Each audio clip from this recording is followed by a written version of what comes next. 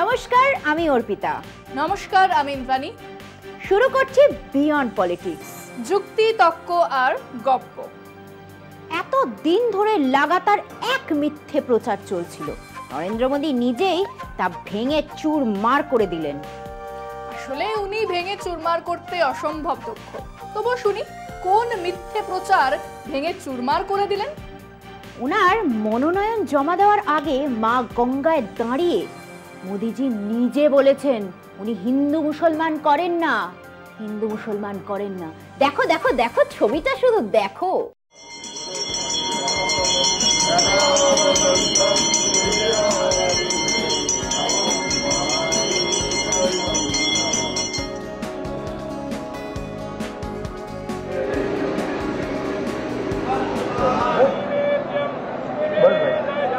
बस लोग इन्वॉल्व हो गए।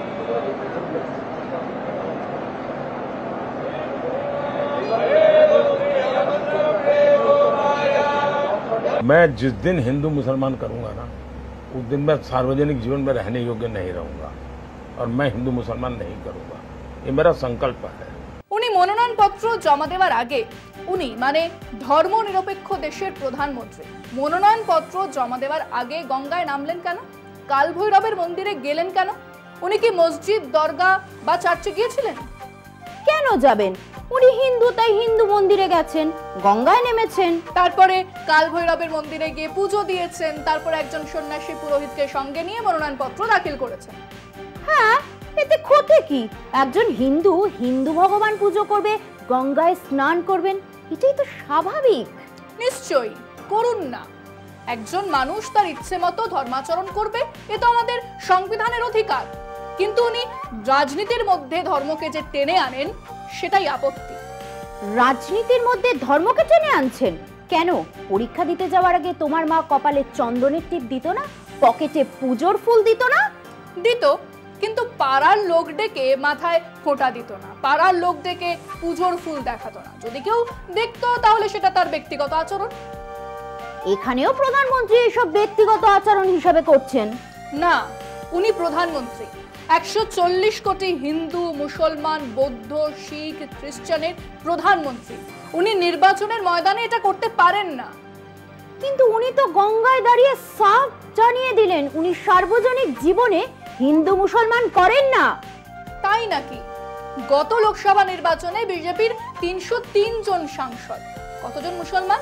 এবং এবারের নির্বাচনে কতজন মুসলমান বিজেপির টিকিটে প্রার্থী হয়েছেন? কেন, কেরালাতে একজন রয়েছে। হ্যাঁ, ওই একজন। 430 জন বিজেপি প্রার্থী গোটা দেশ জুড়ে লড়ছেন, আর ওই 15% জনসংখ্যার মধ্যে তারা একজনকে খুঁজে পেয়েছেন, তাও ওই কেরালাতে, যেখানে একটা আসনও সম্ভবত জিতে উঠতে পারবে না। তা হোক, কিন্তু মোদিজি বা বিজেপি হিন্দু মুসলমান করেন, এটা বিজেপি বিরোধী প্রচার। বেশ, তাহলে আপনারা নজর রাখুন আমাদের একটি প্রতিবেদনে, যা বলে দেবে বিজেপি আসলে সংখ্যালঘু বিরোধী একটা দল। দেশ জুড়ে আরএসএস বিজেপির তলার সারির কর্মী সমর্থক বিশ্ব হিন্দু পরিষদের নেতারা, কর্মীরা, তাদের পেছনে জড়ো হওয়া বাবাজি, মাতাজিরা বিভিন্ন ধর্ম সম্মেলনে, রাস্তার মোড়ে, আড্ডায়, আলোচনায়, সোশ্যাল মিডিয়াতে এক কুৎসিত প্রচার চালিয়েই যাচ্ছে। এদেশ হিন্দুদের, এখানে থাকতে হলে হিন্দুদের মেনেই থাকতে হবে। যারা বলছেন তারা কারা?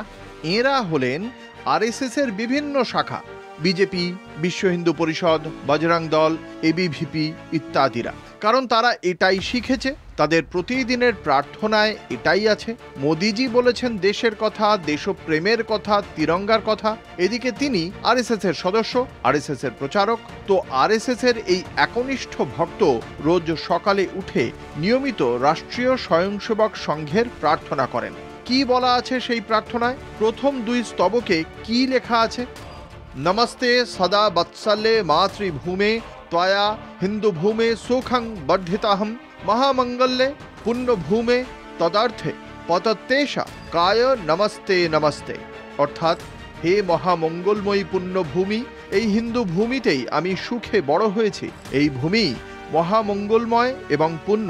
এই ভূমি রক্ষা করার জন্য আমি আমার এই নশ্বর দেহ বিসর্জন দিতে রাজি। এই ভূমিকে বারবার প্রণাম করছি। প্রভো শক্তিমান হিন্দু রাষ্ট্রাঙ্গ ভূতা ইমে সাদারাং ত্বয়াম নমামো বায়াম ত্বাদিয়া কার্যায়া বদ্ধা কটিয়াং শুভমাশিসাং দেহি তত্ত্বাপূর্ত্বায়। অর্থাৎ, হে শক্তিমান পরমেশ্বর, এই হিন্দু রাষ্ট্রের প্রতীক হিসেবে আপনাকে সাদর প্রণাম জানাই।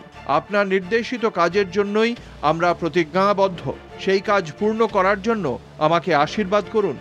হ্যাঁ, সকালে সন্ধ্যায় রাষ্ট্রীয় স্বয়ংসেবক সংঘের লোকজন এই প্রার্থনা করেন। তাদের লক্ষ্য হিন্দু ভূমি, হিন্দু রাষ্ট্র। দেশ জুড়ে এই প্রচার চলছে। পুরো মিথ্যে, আধখানা মিথ্যে আর কয়েকটা সত্যি দিয়ে এক জোরালো ককটেলের নেশায় পাবলিক বুঁদ। তারা প্রতিদিন এই বিষ উগরোচ্ছে। হিন্দুদের সংখ্যা কমে যাচ্ছে। মোগল ইতিহাসে লক্ষ লক্ষ মন্দির ভাঙা হয়েছিল, কেন সেগুলো স্কুলে পড়ানো হবে না? কেন তাজমহল ভেঙে তেজমহল তৈরি হবে না? সাভারকার গান্ধীর সমান নেতা ছিলেন। মুসলমানদের জন্য তৈরি হয়েছিল পাকিস্তান, হিন্দুদের জন্য হিন্দুস্তান। জওহরলাল নেহেরু মুসলমান ছিলেন, উনি আর জিন্না সৎ ভাই। ইন্দিরা গান্ধী মুসলমান বিয়ে করেছিলেন। এরকম হাজার হাজার মিথ্যে প্রতিদিন লক্ষ লক্ষ হোয়াটসঅ্যাপ মেসেজ হয়ে ছড়িয়ে পড়ছে, ফেসবুক টুইটারে ঘুরছে। তাই নাকি এই প্রথম সত্যি জেনে বুঝতে পারছে মানুষ, হিন্দু খাতরে মে হ্যায়, হর হর মহাদেব। এটা তলায় চলছে। সেখানে আরএসএস বিজেপির বড় নেতাদের দেখবেন না। তাদের একজন আবার সম্প্রীতির কথাও বলবেন, ভাইচারার কথাও বলবেন। ওপরের স্তরে খেলাটা আলাদা। 2014-2019-এ যথাক্রমে 7 আর 6 জন মুসলমান প্রার্থীকে দাঁড় করিয়েছিল বিজেপি। হারবে জেনেই সবাই হেরেছে। কাজেই দেশের 16 এবং সপ্তদশ লোকসভায় শাসক দলে একজনও মুসলমান ছিলেন না। রাজ্যসভায় বিজেপির সাংসদদের 3 জন ছিলেন মুসলমান।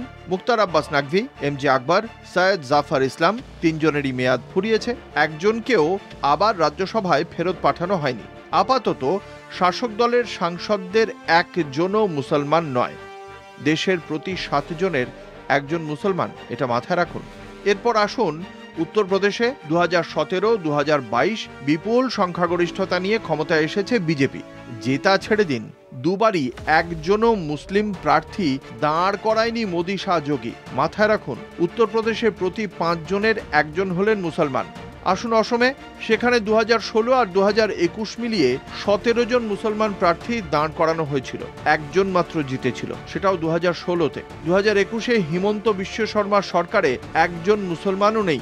অসমে জনসংখ্যার প্রতি 3 জনের একজন হলেন মুসলমান। এই বাংলায় বিজেপির একজনও মুসলমান বিধায়ক নেই। আমাদের রাজ্যেও প্রতি 3 জনের একজন মুসলমান। রাষ্ট্রপতি, উপরাষ্ট্রপতি, সেনাবাহিনীর প্রধান, না, একজনও মুসলমান নেই। 76 জন মন্ত্রী আছে মোদিজির, একজনও মুসলমান নেই। মোদী সরকারের অধীনে 87 জন সচিব আছে। কি ভাগ্য, তাদের 2 জন মুসলমান। আর এবারে 2024-এর নির্বাচনে বিজেপি 430 জন প্রার্থী দাঁড় করিয়েছে। তার মধ্যে মাত্র একজন মুসলমান, সেটাও কেরালার মামাল্লাপুরামে ডক্টর আব্দুল সালাম। এবং কদিন আগে মোদিজির রোড শোতে বিজেপি অনেক প্রার্থীরা ছিলেন, দেখা যায়নি এই ডক্টর আব্দুল সালামকে। দেশের 20% মানুষকে না নিয়ে গণতন্ত্র চলতে পারে না। সংখ্যালঘু মানুষজনদের দ্বিতীয় শ্রেণীর নাগরিক বানিয়ে রাখতে চায় বিজেপি এবং তারা সেই লক্ষ্যেই এগিয়ে চলেছে। কিন্তু মোদিজি নিজে মুখেই তো বললেন, সেটা কি বিশ্বাসযোগ্য নয়? না, নয়। উনি হ্যাবিচুয়াল লায়ার, প্রচুর মিথ্যে বলেন। সেটা নিয়ে আরেকদিন আলোচনা করব। আজ সময় শেষ। আজ এখানেই শেষ করছি। আগামীকাল আবার হাজির হব বিয়ন্ড পলিটিক্স, যুক্তি, তর্ক আর গপ্প নিয়ে। শেষ করার আগে বলি, আমাদের এই যুক্তি, তর্ক আর গপ্পে যারা থাকতে চান তাদের করতে হবে একটা ছোট্ট কাজ। 30, 40 অথবা 50 সেকেন্ডের একটা ভিডিও করে আপনাদের বক্তব্য পাঠান আমাদের কাছে, আমরা দেখাবো সেটা। আর হ্যাঁ, ফোনটা হরাইজন্টালি ধরতে হবে, তারপর রেকর্ড করতে দিন, তারপরে আমাদের পাঠিয়ে দিন। তবে ভিডিও যেন 50 সেকেন্ডের বেশি না হয়। আজ চললাম, নমস্কার।